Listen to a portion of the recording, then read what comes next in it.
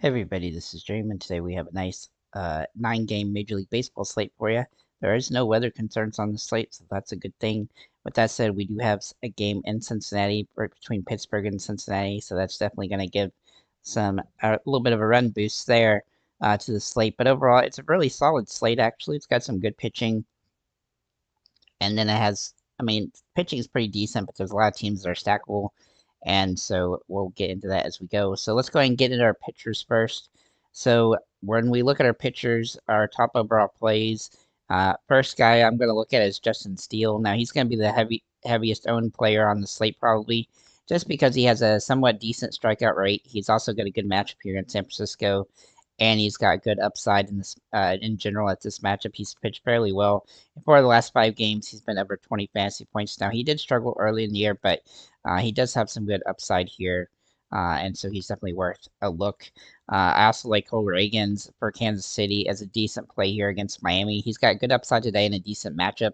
His K rate's also decent here, and that gives him some upside, but his price point is a little high for my liking, but the strikeout should give him enough upside to give him a solid opportunity to have a good game here.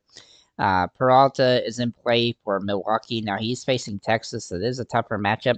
He is a GPP play on the slate, uh, uh, and he has a really solid strikeout rate. He's tied with Reagan's as one of the better K rates, so he's definitely worth a look here. Texas has also struggled. There's only a couple players on Texas that look decent today, so he's definitely in a solid position there. Waldron for San Diego has a semi-favorable matchup against Washington. Now, I do like some bats today, and they have decent potential, but still has a good enough upside to be a viable candidate at this price point, though he is a bit of a contrarian play away from Steele. Then I have some extreme GPP plays. One would be Crochet for the White Sox. He's been absolutely phenomenal this season. He's been over 18 fantasy points in 10 straight games. He's also got the best K rate on the slate. However, he's facing the Dodgers, so it's definitely a high risk, high reward type of situation. So he's a extreme GPP play. Then we'll look at Lorenzen for Texas against Milwaukee. He's also an extreme GPP play. The matchup is not ideal, but he does have some potential for a decent game here. Don't expect a 30 fantasy point outing, but I do think an 18 to 20 fantasy point game is where his upside is for this one, so he's a good contrarian option. And then some Hail Mary plays. Paxton for the Dodgers against the White Sox. He struggled all year to get a good K rate, but his last game he finally broke through and had a really big game against Colorado. Uh, if he can keep that the play he's had the last 2 games up, then he has a lot of potential here. Though the K rate has been extremely inconsistent. And then another Hail Mary is Schwellenbach for the Braves. He has a favorable match against St. Louis. Now he's only had one good game in his first 4 starts, but he finally had a really solid one, and he does have a decent enough K rate to be worth a look here. He is a high risk, high reward though, so he's a Hail Mary play. Most of the other pitchers are players that we just want to avoid today because they don't have great situations and things like that. So let's go ahead and get into our catchers here. So our top overall plays at catcher are going to be our top overall play is Shea Langerlays for Oakland. Now Oakland has a lot of home run potential in this game as they're facing a very weak pitcher, and they're going to have a lot of upside in this matchup here against the Angels. I also like Will Smith as an expensive option here for the Dodgers, though he's a boomer bust play against Crochet because Crochet could do really well here, but he's got a lot of risk involved in this one. So Smith is definitely interesting today. Logan O'Hoppe for the Angels is also a very solid play, though he will be somewhat chalky today as he has good home run metrics for the slate. And then Salvador Perez is a contrarian option that's a little bit more expensive today, but he has some potential on the slate. Our top owned plays at this position will be Logan O'Hoppe, Sean Murphy, or whoever starts at catch for Atlanta, and then Tyler Stevenson for Cincinnati. Some low owned upside plays on the slate are Will Smith, Miguel Amaya for the Cubs, and Connor Wong for Boston. Looking at our first baseman, we do have one of our core plays here in Pasquantino for Kansas City. I do think Kansas City is one of the top stacks on the slate, so he's definitely worth a look here, as he's also nicely priced at $4,300. His price has come down because he really hadn't done much in the last 5-6 days, but he definitely has some potential here, so he's definitely worth a look. Other guys that you could consider here would be Ohtani, though he is also facing a tough situation, but he's been absolutely phenomenal for the last week, and so he's definitely in play here. Matt Olson does look pretty good for Atlanta here. I think he's a boomer bust play sort of because his price is a little bit too high for what he's been doing lately, but he does draw home run upside. Spencer Steer is an interesting play for Cincinnati as this game's in Cincinnati, and he's going to have a lot of potential from that perspective. Uh, obviously, Pasquanto, and then Jameer Candelario for Cincinnati also draws some really good metrics for a home run today, and so he's definitely worth a look. The top owned plays at this position at Rowdy Talese for Pittsburgh. If he starts, he'd be interesting. Matt Olson and Vinny Pasquanto, and then the low owned upside guys: Otani, Cody Bellinger, Salvador Perez, and Michael Busch. Looking at our second baseman, we're going to start with Zach Geloff here for Oakland. Now, Oakland is going to be a very stackable team today with a lot of home run potential. He has had some inconsistencies this season, but he's hitting the ball pretty well. Even though he strikes out a lot, he does have home run upside here, and I think Oakland's going to have some home run potential on the slate. I also like Ozzie Albies for Atlanta, as he does draw favorable matchup metrics here. He's been hitting the ball very well lately, and he's definitely got a nice situation here. His price is still pretty fair. And then India for Cincinnati. He's a little bit underpriced for his potential today.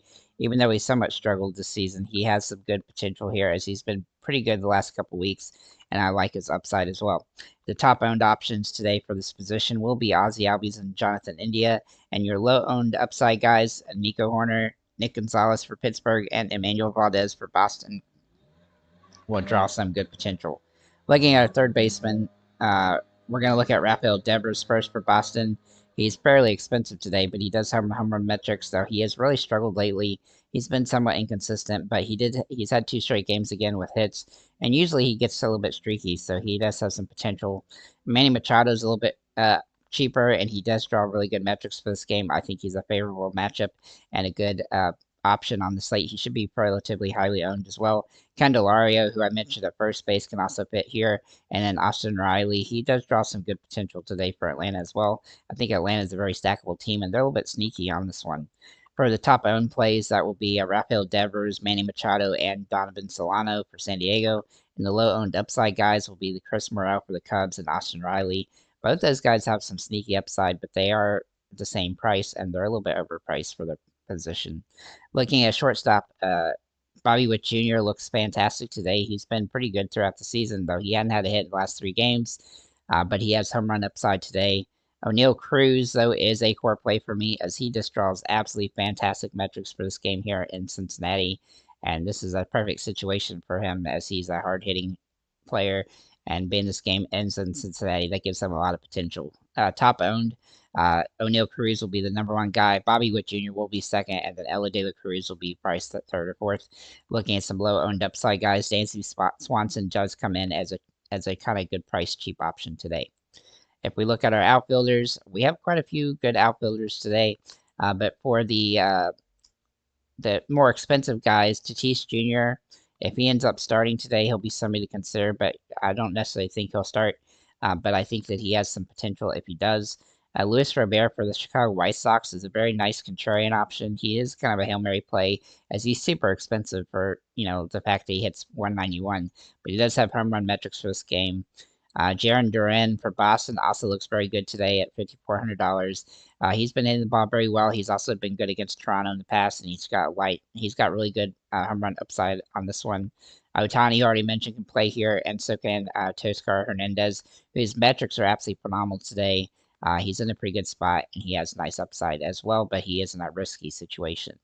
Some value options here. Brian Reynolds is one of my favorite plays at this position at $4,500.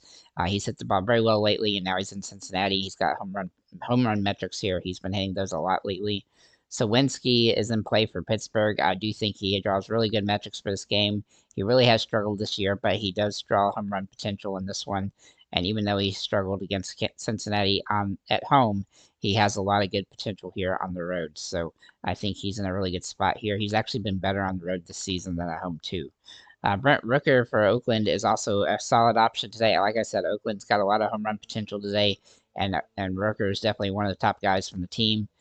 Friedel for Cincinnati is good contrarian play at $4,400. He has struggled this season, but he does draw good home run metrics. When he does get multi hits, he tends to do really solid from a fantasy perspective. It's just that he's kind of a boomer bust from that perspective. Willier Abreu, sorry if there's sound in the background. Uh, for Boston, he looks really solid at $4,300. He's got some good home run potential today. Taylor Ward is my favorite play from the Angels, even though that they don't have a whole lot of guys that I like. He's a nice, really good one-off guy that you could throw in there if you need $3,900.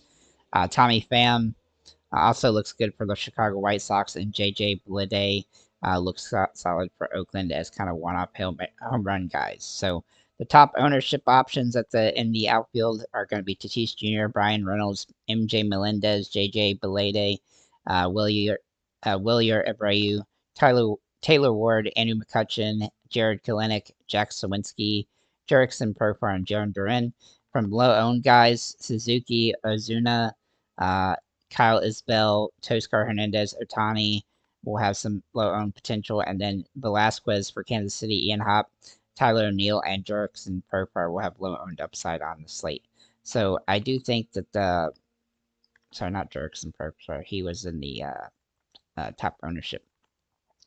I do think this slate is pretty good. I think the top teams to stack: Kansas City, Cincinnati, Pittsburgh, LA Angels, San Diego, Chicago Cubs, Atlanta, and Oakland. I think those are going to be the teams that you want to stack up the most today. So, with that said, guys, thank you for liking, commenting, subscribing. If you have any comments or questions, feel free to leave them below, and have a nice day, guys.